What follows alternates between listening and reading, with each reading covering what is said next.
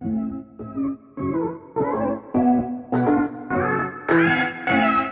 Guys, welcome to my channel.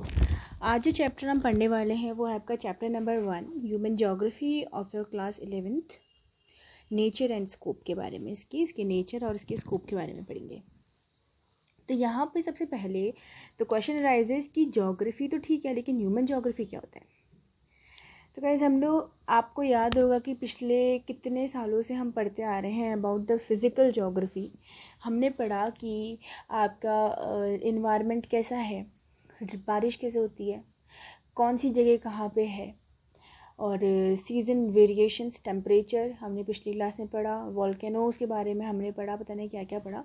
तो ये सब था नेचर से रिलेटेड, ठीक है। तो ये सब क्या था, नेचर से रिलेटेड था आपका। अब हम पढ़ने वाले हैं ह्यूमन से रिलेटेड, यानी कि ह्यूमन नेचर के ऊपर डिपेंडेंट, या फिर ह्यूमन और नेचर का क्या रिलेशन है आपस में। तो हमने पढ़ा फिज़िकल, अब हम पढ़ेंगे कि इस ह्यूमन का इस फिज़िकल के साथ क्या रिलेशन है, ठीक है। सो ये हम पढ़ने वाले हैं ह्यूमन ज्योग्राफी। तो अब ह्यूमन ज्योग्राफी को 3 ज्योग्राफिस्ट जो थे उन्होंने अपने अपने पॉइंट ऑफ व्यू के हिसाब से एक्सप्लेन किया हुआ है। सबसे पहले इसमें थे रेडज़िल। तो रेडज़िल ने कहा कि human geography is the synthetic study of relationship between human societies and earth surface. मतलब लंबा चौड़ा है, अब इसको आराम से समझते हैं।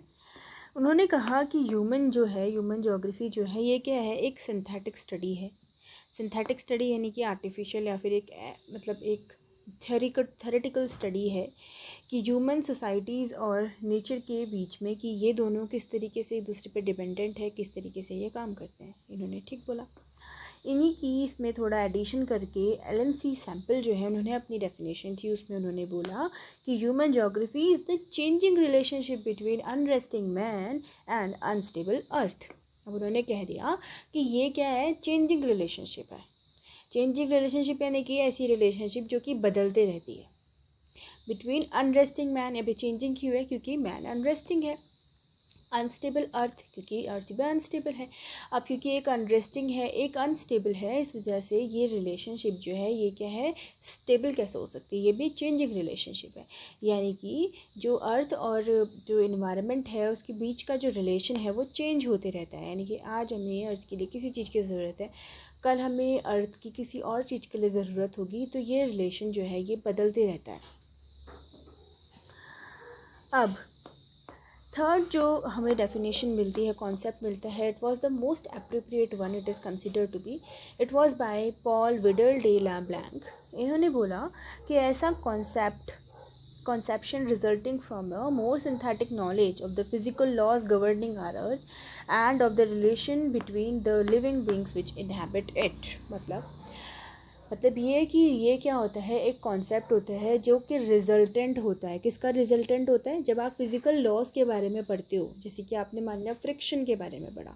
जब फिज़िकल लॉज के बारे में पढ़ते हो, उस फिज़िकल लॉज के बेस पर आप अपनी अर्थ को गवर्न करते हो, आप अपनी अर्थ को नई नई इन्वेंशन करते हो। आप फिज़िकल लॉज से आप नई नई इन्वेंशन निकालते हो, अर्थ का जो मटेरियल्स है उसका यूज़ करते हो और उसको लिविंग बींग्स के लिए इनहैबिट बनाते हो। तो फॉर एग्ज़ाम्पल, जैसे कि जब ह्यूमन ने फ्रिक्शन के बारे में पता लगाया तो उसने फायर को इन्वेंट किया। उसने एनर्जी के बारे में पता लगाया तो उसने नॉन कन्वेक्शनल एनर्जी का प्रोड्यूस करना शुरू किया, यानी कि विंड, सोलर एक्सेट्रा एनर्जीज़। तो इसका मतलब है कि हम फिज़िकल लॉज के बारे में पता करते हैं और फिर हम अपनी अर्थ को क्या करते हैं, यूज़ करना सीखते हैं टेक्नोलॉजी की मदद से। इट इज़ वेरी इंपॉर्टेंट कि टेक्नोलॉजी की मदद से। अब यहाँ पे 2 अप्रोचेस है, सिंथेटिक और रीजनल अप्रोच। अब ये मैं ज़्यादा एक्सप्लेन नहीं करूँगी क्योंकि आपकी बुक में भी कम एक्सप्लेन किया हुआ है, लेकिन ये 11th क्लास में था तो इस बार पूछा जा सकता है। अगर आप चाहते हो कि मैं इसे और एक्सप्लेन करूँ, so drop down a comment, मुझे बताओ, मैं इसको नेक्स्ट वीडियो में एक्सप्लेन कर दूँगी। फिर आपका है NOH और HON, मतलब नेचुरलाइजेशन ऑफ ह्यूमन और ह्यूमनाइजेशन ऑफ नेचर, यानी कि किस तरीके से ह्यूमन नेचर पर डिपेंडेंट है और नेचर भी ह्यूमन पर डिपेंडेंट है। तो ये एक दोनों के बीच का रिलेशन है, relation between human and nature. क्यों?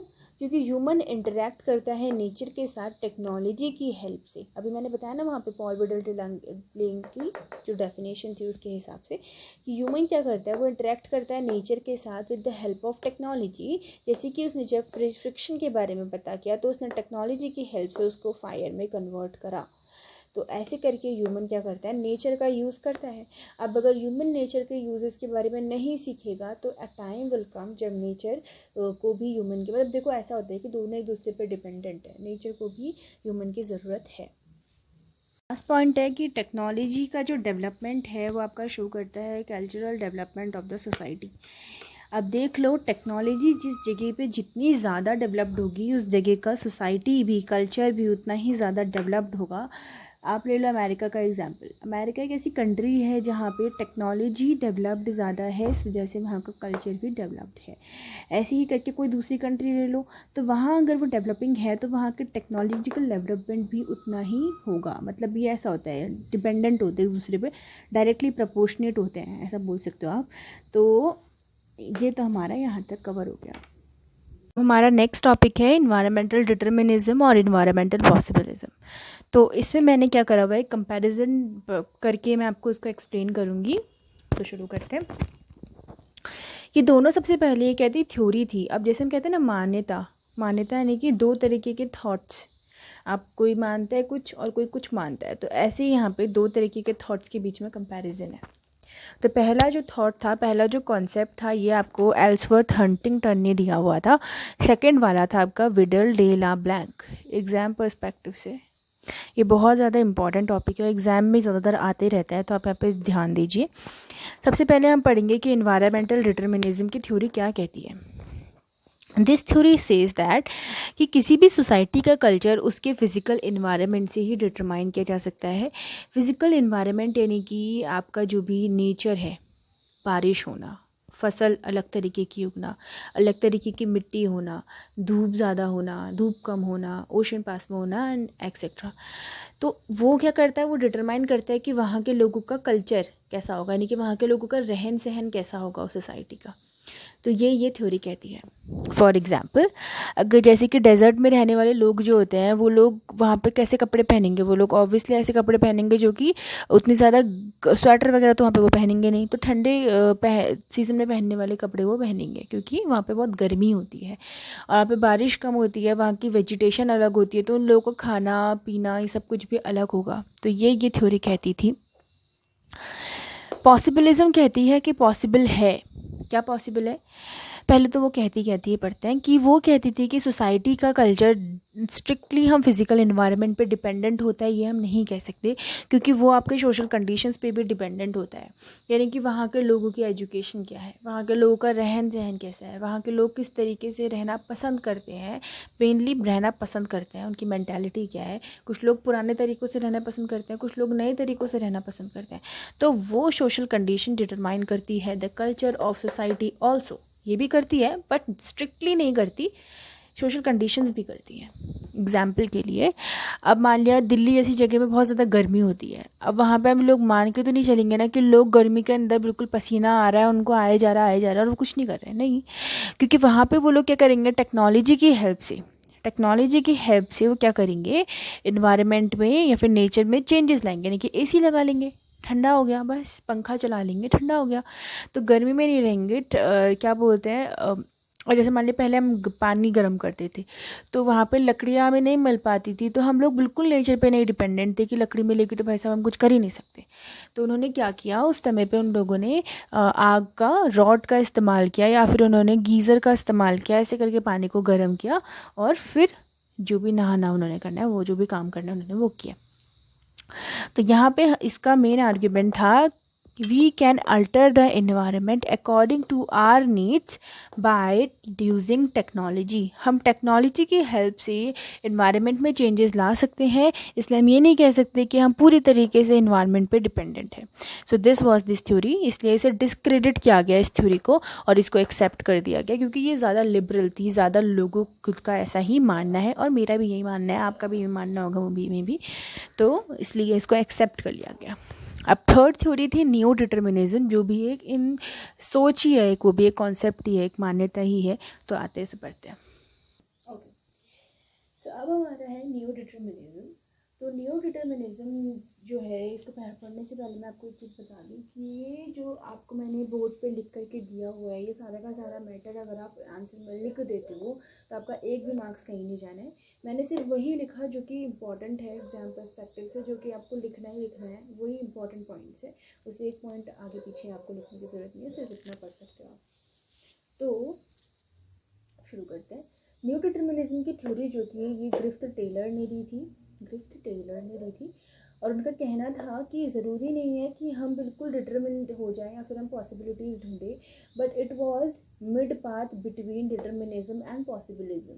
क्या था ये? बीच का रास्ता था डिटर्मिनिज्म का और पॉसिबिलिज्म के बीच में। इनका कहना था हाँ, पॉसिबिलिटीज़ हम क्रिएट कर सकते हैं, एसी हम लगा सकते हैं, हम पानी की जगह पे रॉड का इस्तेमाल कर सकते हैं, लेकिन can be created in limits without damaging environment. हमें उतनी ही क्रिएट करनी है जिससे कि एनवायरनमेंट डैमेज ना हो। पॉसिबिलिटीज़ लेकर आओ, लेकिन उससे हमारे एनवायरनमेंट में डैमेज नहीं होना चाहिए। तो neither situation of absolute necessity, ऐसा नहीं होना चाहिए कि बिल्कुल नेसेसिटी की सिचुएशन ले आए, यानी कि आपने हर चीज़ को पॉसिबिलिटीज़ से नज़र से देखना शुरू कर दिया, नेचर को बिल्कुल डैमेज करना शुरू कर दिया। नॉर फ्रीडम, ऐसा भी नहीं कि आपने नेचर का यूज़ ही नहीं किया। तो nor absolute, neither situation of absolute necessity nor freedom, यानी कि हमें क्या करना है, एनवायरनमेंट को सस्टेनेबिलिटी रखनी है। Sustainability is the aim, sustainable तरीके से हमने एनवायरनमेंट को यूज़ करना है। सस्टेनेबिलिटी क्या होती है, ये चीज़ आपने 10th क्लास में ना 11th क्लास में भी पढ़ी होगी सस्टेनेबिलिटी के बारे में। सो यहाँ पर हमारा ये चैप्टर ख़त्म हो रहा है पूरा का पूरा।